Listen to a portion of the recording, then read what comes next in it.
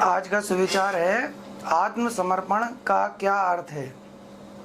आत्मसमर्पण से तात्पर्य है कि आत्माओं से समर्पण करना। जैसे कि संसार में आपने देखा होगा कि जब कोई मुजरिम पर पुलिस गोली चलाती है, लेकिन मुजरिम को लगता है कि मैं चारों तरफ से घिर गया हूँ, निकलने का कोई रास्ता नहीं है और उसे गोली से मरने का भय है। तभी वह हथियार छोड़कर अपने आप को आत्मसमर्पण यानी कि सरेंडर कर देता है, दोनों हाथ ऊपर करके। तब पुलिस उसको गोली नहीं चला सकती, क्योंकि ये सरकार के संविधान में लिखा हुआ है। ठीक वैसे ही हरि के संविधान में भी इसी प्रकार लिखा हुआ है। उनके संविधान में भी यही है। यदि मनुष्य चारों तरफ से अपने को घिरा पाए, यदि मनुष्य जो भी जीव है अपने को चारों तरफ से घिरा पाए, कोई भी रास्ता उसे दुख तकलीफों का, परेशानियों का, यहाँ चारों तरफ से वो घिरा हो, दुख तकलीफ और परेशानी उसका पीछा ना छोड़े और वे थक जाए कि अब हमें ये दुख तकलीफ परेशानी ये मेरा रातों दिन पीछा नहीं छोड़ रही है और हर समय कोई ना कोई मेरे संग परेशानी दुख तकलीफ बनी हुई है। तब हम एक मुजरिम की भांति, जैसे उस व्यवस्था में मुजरिम होते हैं, वैसे ही हम हरि के संविधान में भी मुजरिम हैं, इसलिए हम पर दुख तकलीफ और परेशानी निरंतर बनी हुई है। तो हम मुजरिम की भांति दोनों हाथ ऊपर, हम थक जाएं और हम एक मुजरिम की भांति दोनों हाथ ऊपर करके बोल दें, दोनों हाथ हम ऊपर कर दें और बोल दें, हे नाथ मुझे बचाओ, जो हुआ अब तक वो हुआ नाथ, लेकिन अब मैं सुधरना चाहता हूँ। तो कहना है कि हे नाथ अब जो हुआ अब तक हुआ, लेकिन अब मैं सुधरना चाहता हूँ, मुझे सुधारो। ये आवाज़ हमें आत्मा की गहराइयों से और आंसुओं से आनी चाहिए। ये सब व्यवस्था हमको हरि के साथ एकांत में करनी है, क्योंकि हरि सभी जगह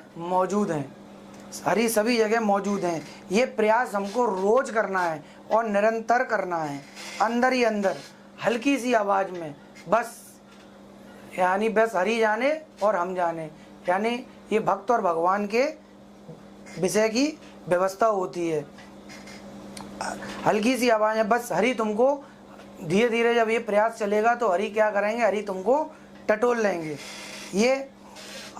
टटोल लेंगे अंदर से कि ये वास्तव में सुधरना चाहता है या नहीं। उस जीव को वो टटोल लेते हैं अंदर से कि ये वास्तव में सुधरना चाहता है या नहीं सुधरना चाहता। ये केवल बस अपनी दुख तकलीफों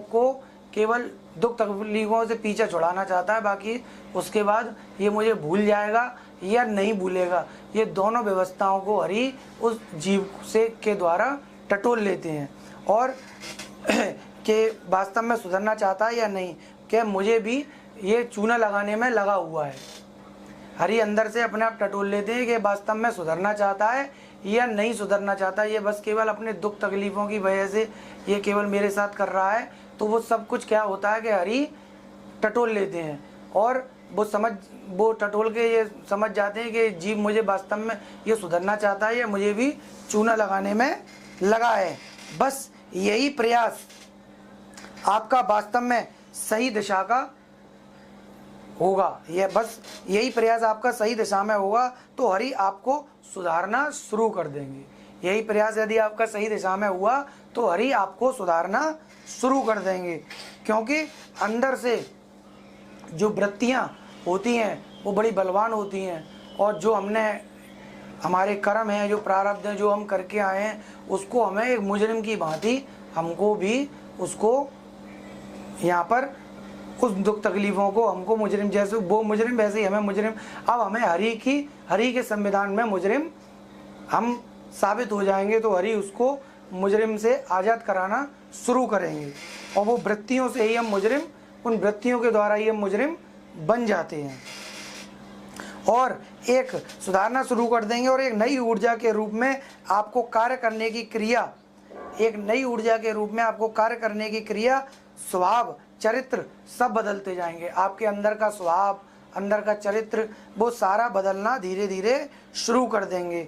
और वही समय जैसे मुजरिम जेल में सज़ा काटता है, वही समय जैसे मुजरिम जेल में सज़ा काटता है, ठीक वैसे ही आप फिर क्या होगा आपके अंदर कि जैसे एक मुजरिम जेल में सज़ा काटता है, वैसे ही आप अपने अंदर मन के अंदर जेल के अंदर मन के अंदर सज़ा काटोगे। कैसे कि आपको अंदर ही अंदर जलन होगी, है ना, और आप अंदर ही अंदर जलोगे, अंदर ही अंदर आपको जलोगे, अंदर ही अंदर जलन होगी और उनको सहना पड़ेगा और उन सब चीज़ों को सहना पड़ेगा और कहना भी पड़ेगा कि हे नाथ, चाहे ये कुछ भी वृत्तियाँ मेरे साथ कुछ भी करें, लेकिन मैं अब आपको छोड़ने वाला नहीं हूँ और मैं सारा जग छोड़ सकता हूँ लेकिन आपको नहीं छोड़ सकता। ये अंदर ही अंदर अपने प्रभु से कहना पड़ेगा। जब हम ये सब कहेंगे तो ये वृत्तियाँ जो बलवान होकर के आएंगी वो धीरे धीरे करके फिर ये निर्बल होती चली जाएंगी, निर्बल होती चली जाएंगे और उनसे कहना पड़ेगा कि ये नाथ, मैं तुम्हें नहीं छोड़ सकता चाहे कुछ भी हो। तो जैसे कुछ वर्षों की सज़ा मुजरिम काटता है, वैसे ही हमको कुछ वर्षों की सज़ा काटनी पड़ेगी और हम कुछ वर्षों की जब दुख तकलीफ़ परेशानी और अंदर की सज़ा हरि के द्वारा हम उसे काटेंगे और उसके बताए हुए हम रास्ते पर चलेंगे, उसी की मर्यादा में हम रहना शुरू करेंगे। तो कुछ वर्षों की सज़ा काटने के बाद फिर हमारे अंदर अपने आप ही स्वतः ही आनंद बरसना शुरू हो जाएगा और जो आनंद हमारे अंदर बरसेगा उसी को हम हरि की कृपा कहते हैं। बोलो श्रीमन नारायण भगवान की जय।